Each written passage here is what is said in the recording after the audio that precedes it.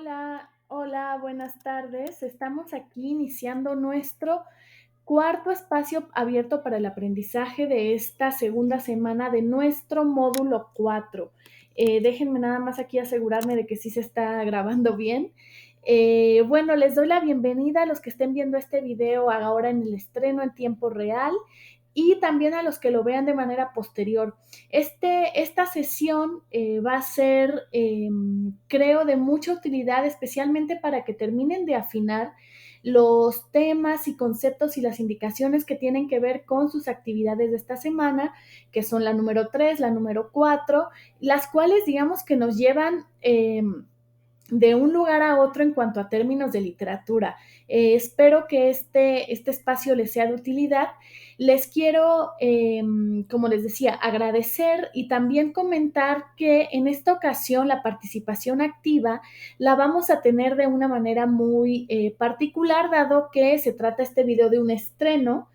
Lo que vamos a hacer para que tengan ustedes oportunidad de tener su participación activa en este espacio es que ahorita que avance un poquito les voy a plantear una preguntita, la verdad muy fácil, que les voy a pedir que me la contesten en los comentarios a este mismo video en YouTube. Eh, quienes hagan digamos, quienes cumplan con esa indicación, con responder a esa pregunta que les voy a hacer, eh, van a poder tener su punto extra en este cuarto espacio, ¿de acuerdo? Recuerden que cada sesión está la oportunidad de tener este punto extra que ustedes al final del módulo lo pueden digamos, como les estoy diciendo, pues son puntos extras que les pueden servir para al final del módulo, pues ajustar un poquito su calificación en caso de que lo necesiten. Yo esperaría que no, que con su buen desempeño en las actividades sea suficiente, pero bueno, nunca está de más tener ahí como un colchoncito, ¿no? De puntos. Entonces, en esta ocasión, esos puntos extras se los voy a dar a través de un comentario en este video digamos, que ustedes están viendo a través de YouTube, ¿de acuerdo?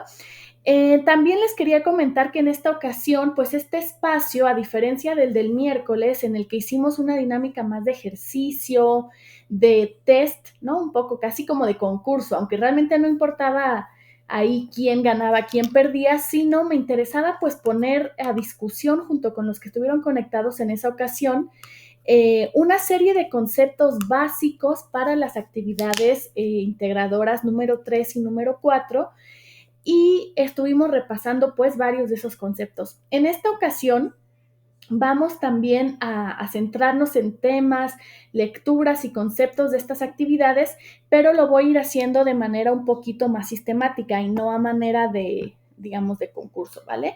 Conforme les vaya platicando justamente sobre eso, les voy a plantear la pregunta con la cual les comento van a poder tener su participación activa en esta sesión, ¿vale? Entonces, para ello, me voy a compartir pantalla de una presentación que les quiero aquí proponer. Ay, perdón, se hace la pantalla al infinito, ¿vale? Primero, atendiendo a dudas recurrentes que suelen tener en torno a cómo hacer estas actividades de esta semana, nada más repasar un poquito, ¿no? Eh, por ejemplo, hablando de la actividad número 3, a veces hay dudas sobre si es obligatorio o no insertar audios en esta presentación. En realidad no es obligatorio, si ustedes leen con calma las indicaciones, se les pide que o sea, puede ser solamente uno de los dos, es decir, o audio o texto. Si ustedes optan por poner solo textos en sus diapositivas, está excelente, no hay ningún problema. Ahí nada más la cuestión sería que estos textos tienen que ser pues correspondientes a cómo se hace una presentación en la que es muy importante el aspecto visual, ¿vale? No se vale que saturen sus diapositivas con un montón de texto porque lo que se les está pidiendo no es una diapositiva saturada de texto, no es un ensayo, no es un texto en Word, es una presentación en PowerPoint de tal manera que la parte visual sea muy, muy importante, ¿no? Que los textos estén bien acomodados, que sean breves, concisos, con palabras clave, en vez de grandes explicaciones. Entonces, bueno, el audio lo pueden poner de manera complementaria, mas no es obligatoria. ¿De acuerdo? Aquí, por ejemplo, sobre esta misma actividad número 3, me preguntan a veces también sobre cuál es el límite, el máximo de palabras en cada una de las diapositivas. Y si ustedes también leen con calma las indicaciones, ahí se señala que son 50 palabras máximo en cada una de las diapositivas. ¿Y por qué ese límite? Pues por esto que les comento. En la diapositiva importa mucho la parte visual. La diapositiva se tiene que tanto leer, pero también ver. Es decir, la manera en que colocan las imágenes, las palabras, los títulos en la diapositiva es parte de la argumentación que ustedes están haciendo, o de la exposición en este caso, porque no es tanto una argumentación, sino más bien una exposición. Entonces, por eso se les pide que sea poquito, que sea conciso. Por eso también no es recomendable que copien y peguen información directamente de Internet, porque eso, además de que es peligroso por estar muy cercano a las prácticas que se pueden denominar como plagio, tampoco ayuda a la presentación en sí, porque si copian y pegan textos de Internet, les quedan unas diapositivas súper saturadas, donde no se entiende la idea principal que ustedes están tratando de transmitir, etcétera, ¿no? Entonces, es un poco por eso que se les pide que sean máximo 50 palabras, y también esto de aquí abajo, para no perder de vista, es decir, no perder de vista la dimensión visual de la presentación, ¿vale?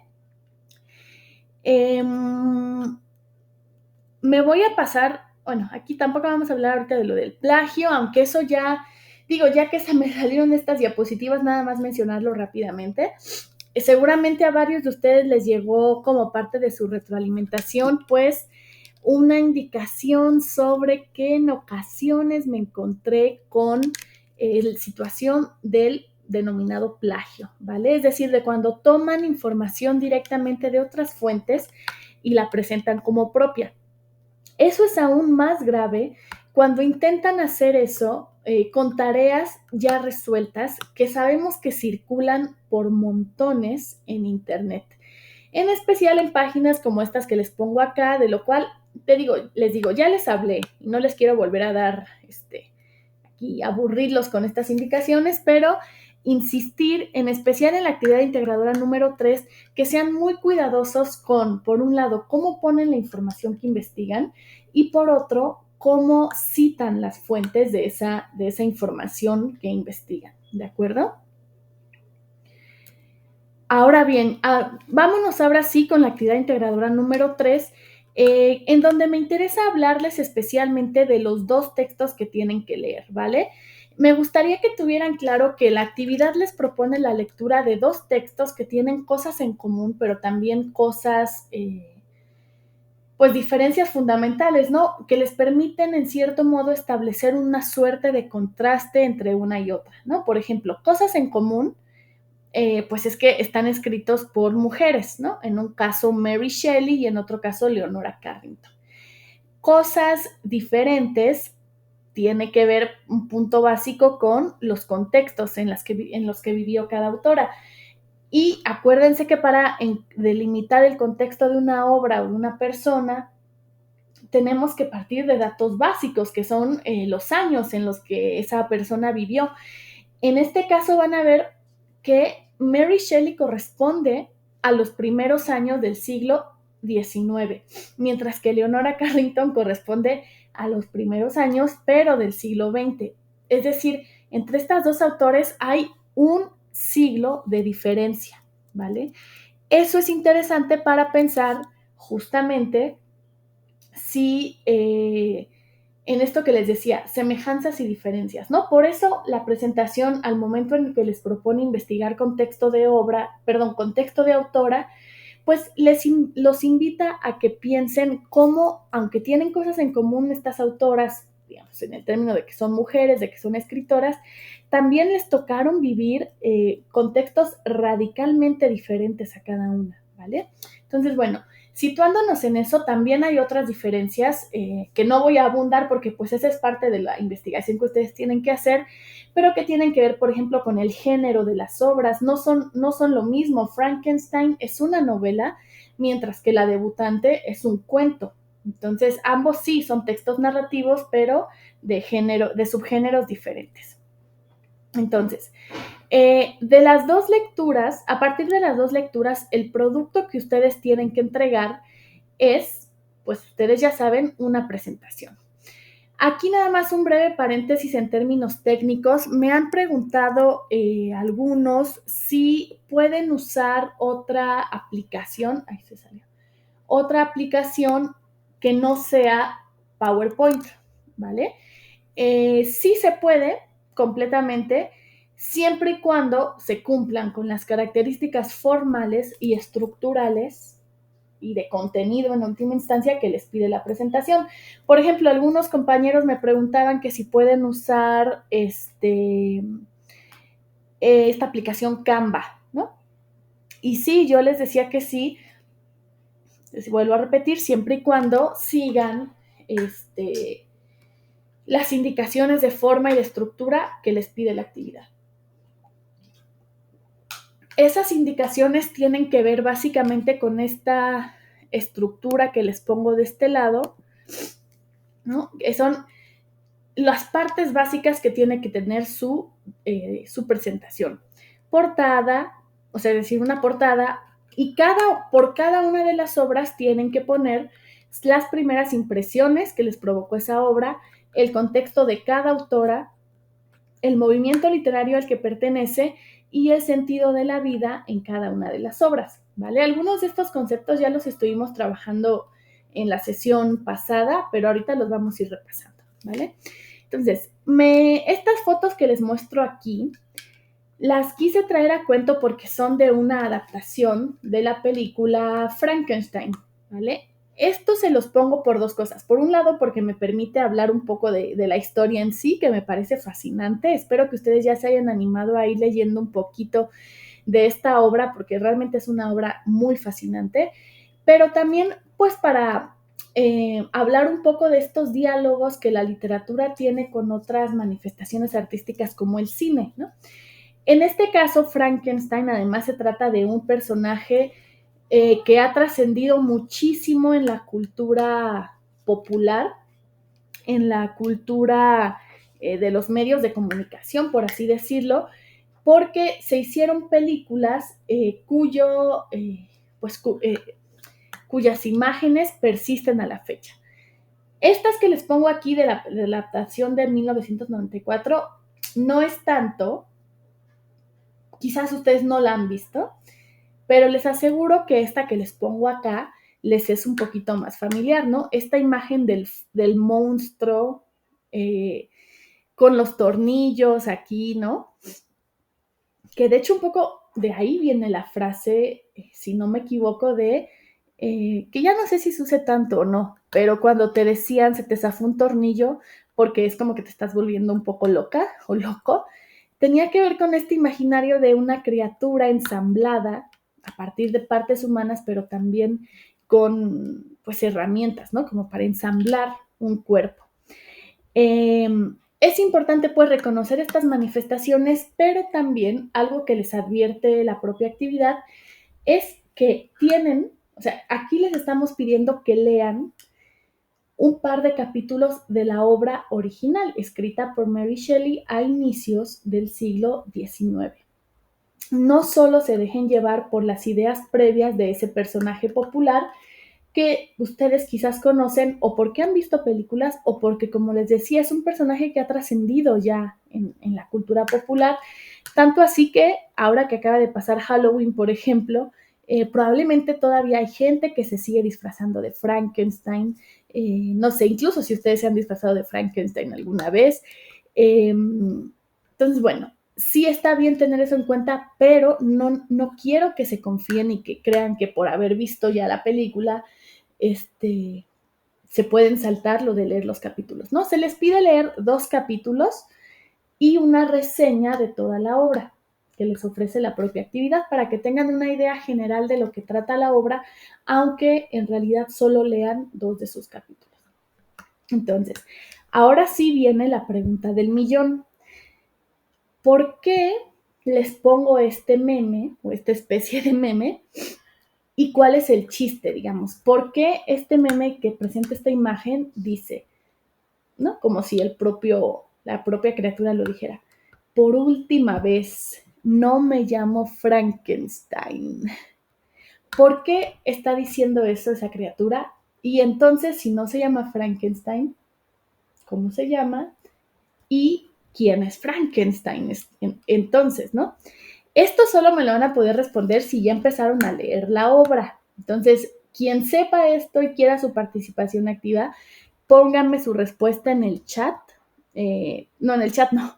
En los comentarios de este video, ¿vale? En los comentarios de este video, pónganme la respuesta a esta pregunta que les acabo de hacer, ¿vale?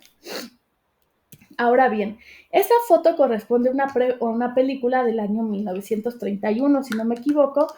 Después hicieron más adaptaciones de esta historia que es fascinante, ¿no? Un poco, si ustedes ya se adentraron a leer la reseña, van a ver que los grandes temas en esta obra son, digamos, tienen que ver con los límites entre la ciencia y la capacidad del ser humano de crear, ¿no? Un poco ahí es el tema de hasta dónde llega la capacidad humana de querer igualarse a un creador, ¿no? A la imagen de un creador. Entonces, aquí también les quería hacer una pequeña anotación. No sé si ustedes ya se dieron cuenta de que el título de la obra, el título completo de la obra de Mary Shelley es Frankenstein o El moderno Prometeo. Y no sé si se han preguntado por qué se llama El moderno Prometeo, lo que les pongo por acá. ¿Se han preguntado quién es Prometeo? ¿Les suena? ¿Conocen ese personaje?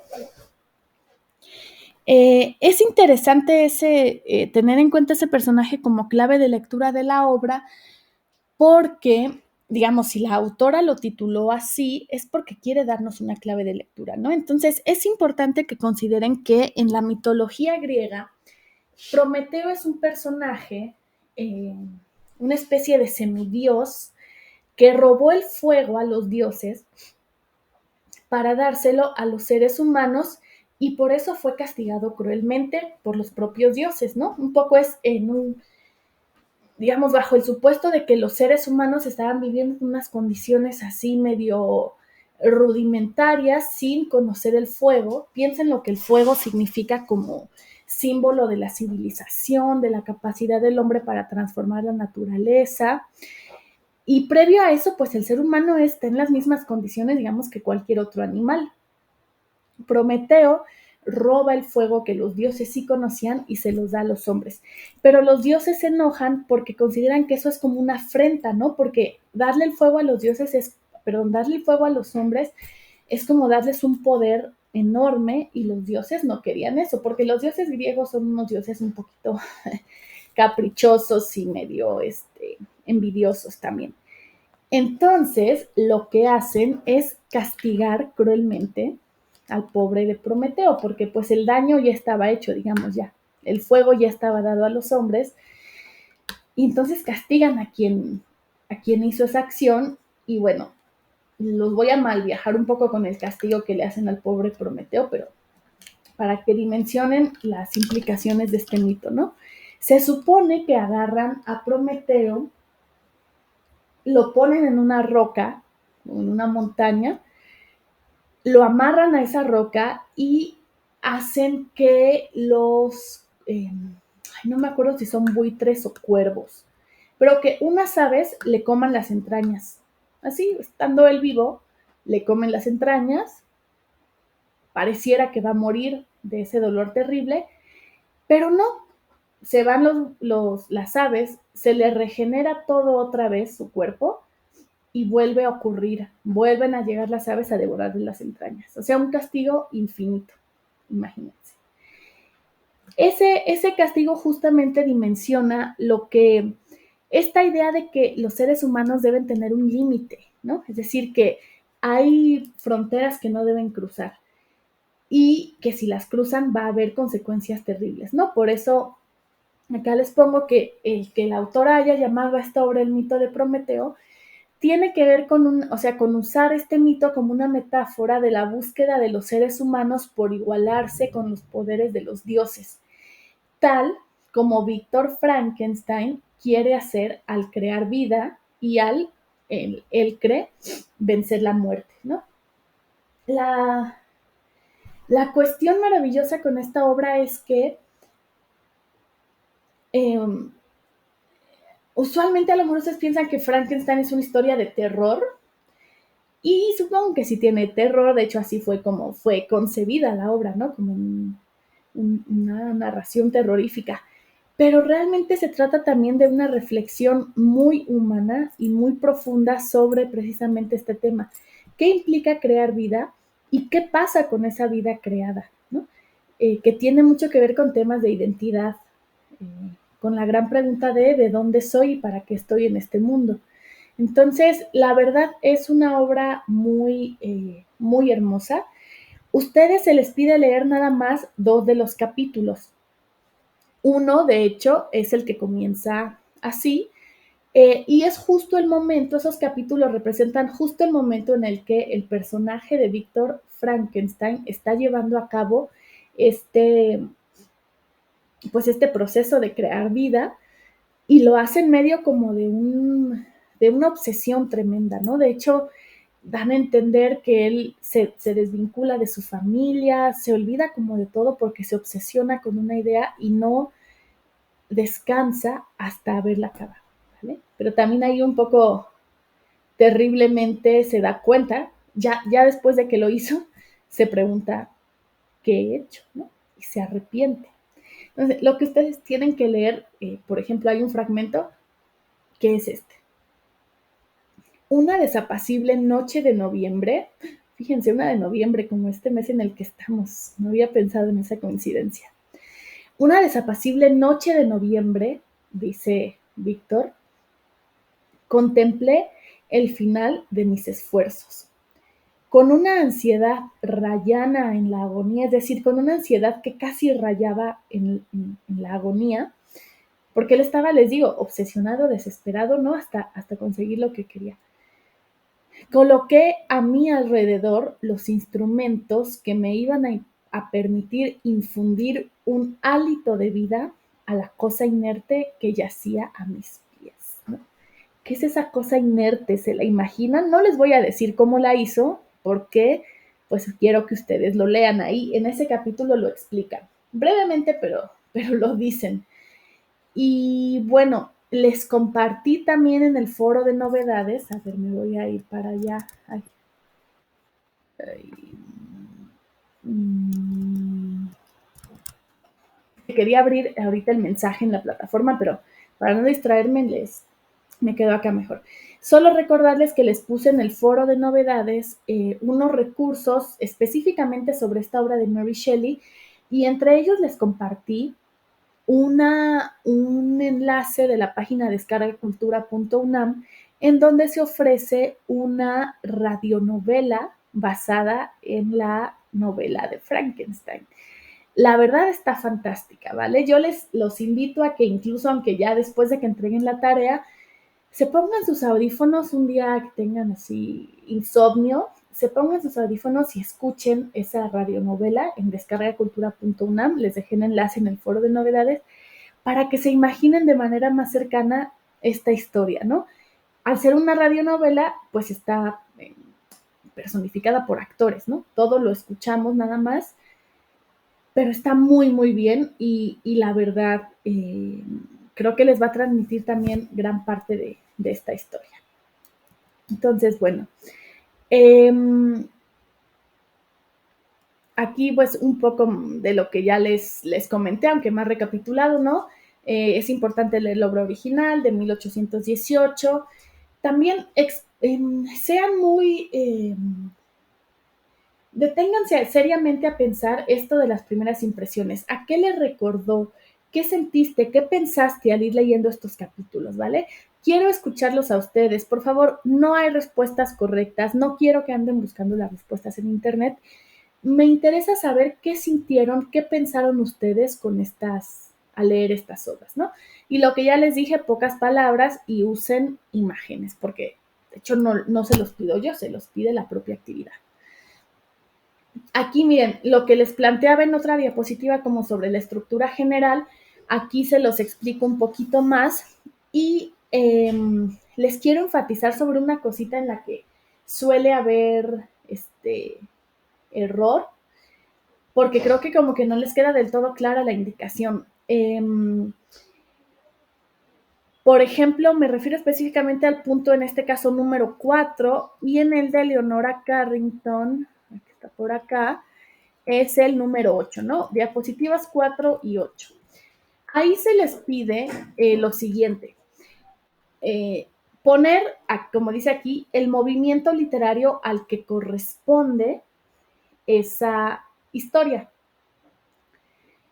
Una vez que identifiquen el movimiento literario, que la verdad es algo muy fácil, eso sí, investiguenlo si gustan, o sea, de hecho yo ya les un poco estoy dando aquí la respuesta porque investigar eso es muy fácil. Lo que me va a interesar y lo cual es lo que les digo que suelen hacer mal, es que una vez que investiguen qué movimiento es, tienen que leer algunas de las características de ese movimiento y a partir de eso identificar dos obras, dos frases de esa obra, en este caso, dos frases de Frankenstein que representen, según ustedes, las características del movimiento al que pertenece la obra, que en este caso es el romanticismo.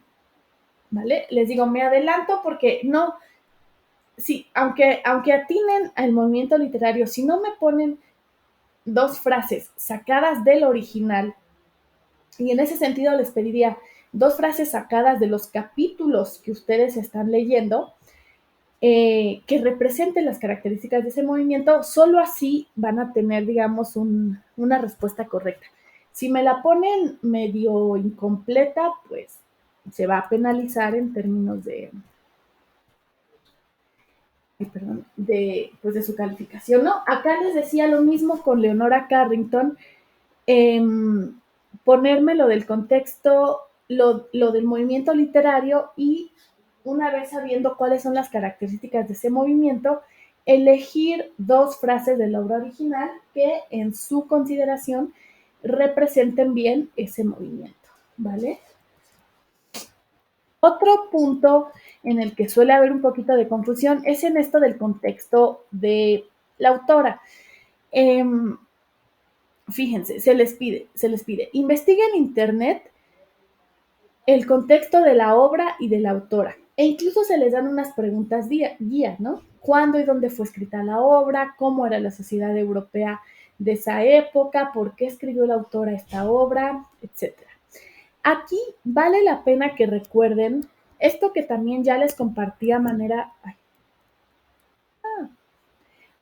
de recurso en el foro de novedades, que son estas preguntas guías y estos enlaces que los llevan, digamos, a recursos donde pueden explorar con más calma cuáles son las características de los movimientos literarios y, más importante aún, cómo ubicar a cierta obra dentro de un movimiento literario. Asimismo, cómo o qué preguntas tengo que investigar, tengo que responder para poder dar un contexto de autor más o menos coherente, ¿no? Yo acá les pongo, por ejemplo, en especial me interesa ahora esto, ¿no? Cuando investiguen, por ejemplo, sobre Mary Shelley, pregúntense, ¿cuándo nació? ¿Cuándo murió? ¿De qué país era? ¿Cómo era la sociedad en ese momento y lugar? ¿Perteneció a un grupo o corriente literaria? ¿Qué hacía además de escribir? ¿A qué clase social pertenecía? ¿En qué etapas de su vida escribió?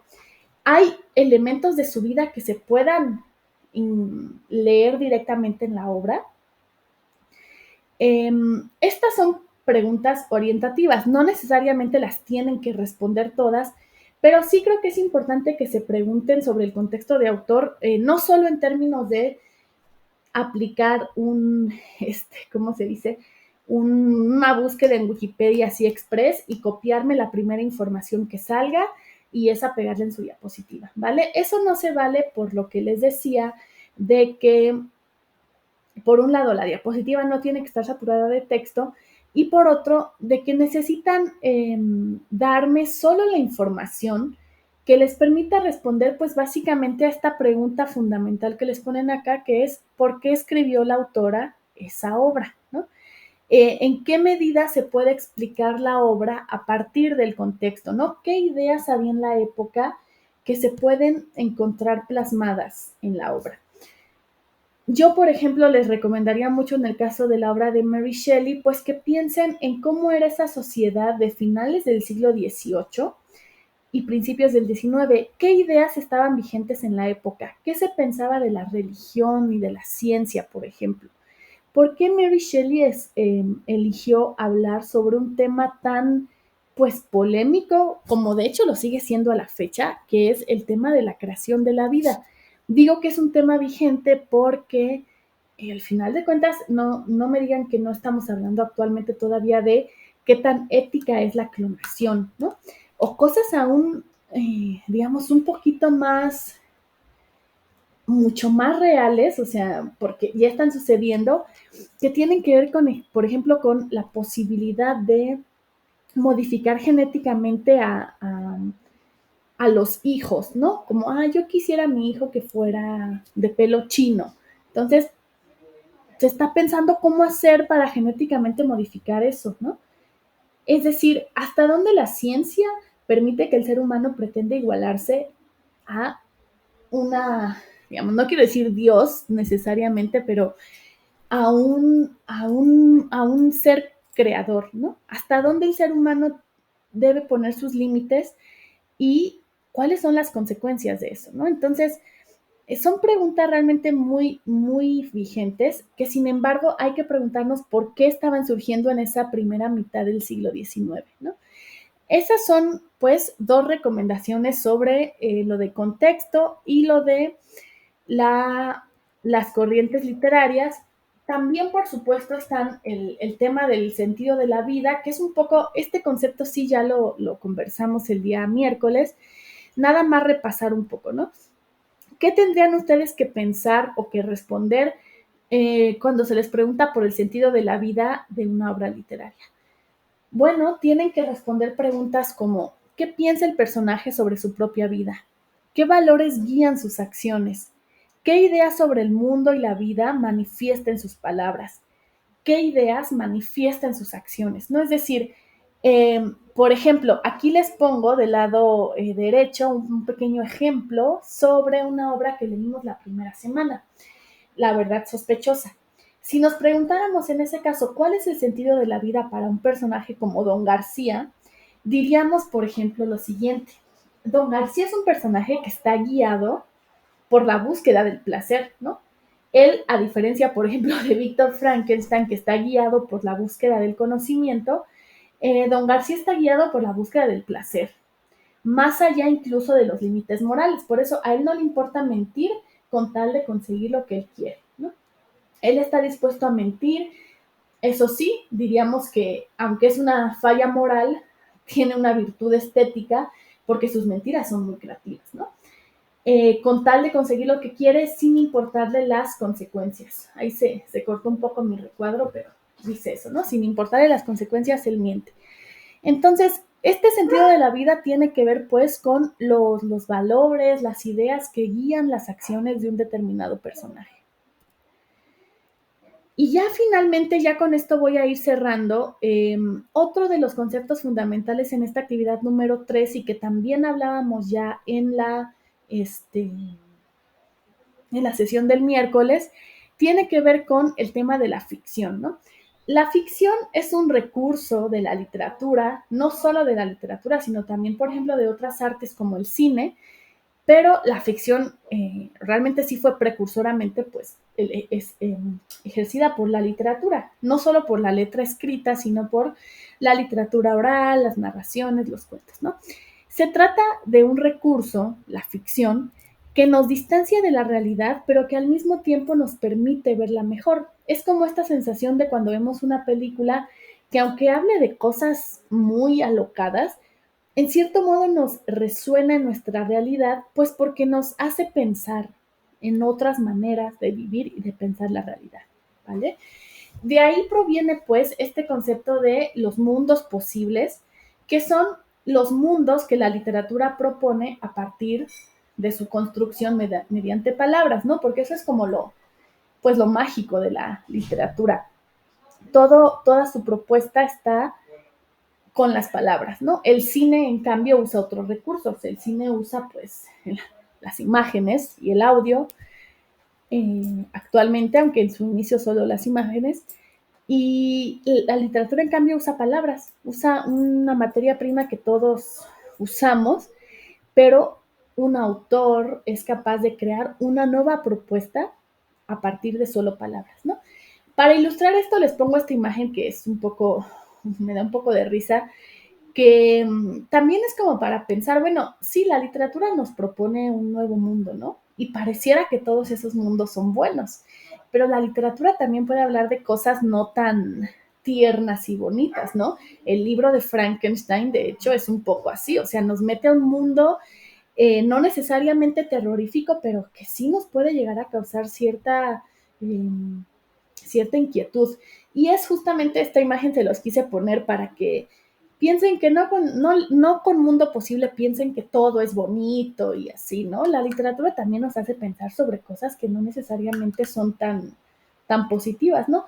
Pero en todo caso, lo positivo es siempre que nos permite imaginar y pensar de otro modo. Eh, También, ahora sí, ya para acabar, lo que les doy la recomendación de que le echen un ojo a este recurso que está en la plataforma, que si no me equivoco se llama justamente algo como ficción y realidad. Ahorita se los confirmo, pero si no me equivoco es como ficción y realidad y ahí les explican pues más sobre esto que les estoy comentando de los mundos posibles, pero lo que es más importante, les enlistan unos cuantos tipos de mundos posibles, por así decirlo, este, que no son todos, pero son algunos de los que más recurrentemente encontramos y que les van a ayudar a explicar las dos obras que tienen que leer, ¿no? Es decir, los diferentes tipos de mundo, de propuestas de ficción que las obras pueden hacer, ¿no? Por ejemplo, está una propuesta de un mundo realista o cotidiano que tiene que ver con un mundo mucho más cercano a la realidad, pero que sin embargo no es la realidad, ¿no? Que es lo que decíamos la sesión pasada. Lo mismo en términos de lo onírico, que está relacionado con los sueños, lo mítico, que tiene que ver con relatos del origen del universo, la ciencia ficción, que bueno, ahí les doy una pista, que una de las obras que tienen que leer está mucho más cercano a ese mundo, mientras que la otra está un poco a caballo entre lo realista y pues lo maravilloso, diríamos, ¿no? Porque suceden cosas muy extrañas en esa obra. Entonces, bueno, aquí les dejo otros recursos que igual ya se los he puesto en el foro de novedades sobre pues esta obra y que esos recursos que les puse les van a permitir como adentrarse un poquito más en la obra y poder de ese modo pues ofrecer mejores respuestas para su actividad integradora número 3. Igualmente espero que esta explicación así como de los conceptos, de por dónde va la lectura, les haya servido. Y bueno, pues ahí les dejé esa pregunta a ver si se animan a contestarla.